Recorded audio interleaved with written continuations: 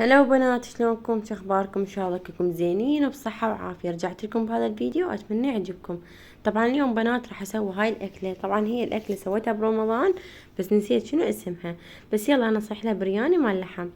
هنا بنات مثل ما شفتوا، اول شي حمست البصل وبعدين جزر وبعدين الكشمش وبعدين بوتيتا مقليتها اكيد.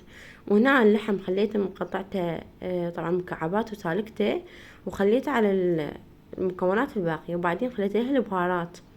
هنا بنات انا طبعا مسوية عجينة مال بيتزا وفتحتها بهذا الشكل وخليتها بالقدر. بس بنات طعمها كلش طيب. وبعدين حطيت المكونات اللي سويتها، وبعدين سويت شعرية حطيتها، وبعدين حطيت التمن مستوي.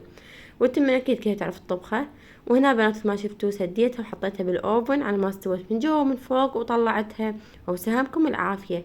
هسه بنات جبت لكم هاي المقادير مال الخلطة. بنات هاي الخلطة كلش حلوة ومجربة للبشرة. طبعا انا مجربتها عن تجربة احكي لكم جاي.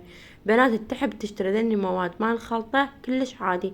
خلت راسلني جوا الفيديو، راح اخليكم الرابط او بصندوق الوصف او مثبت باول تعليق. خدت راسلني وانا راح احطيها مكونات هاي الخلطة. طبعا بنات تحب تشتغل بهذا المجال، وطبعا الخلطة بيها خير من الله ومضبوطة بنفس الوقت. احكيكم عن تجربة يعني مثل ما يقولون. فخلت راسلنا عبر الرابط وانا احطيها المقادير، وبنفس الوقت راح اجيب لها مكونات وانزل فيها بخدمة التوصيل. باي باي بنات، احبكم كلش هواي.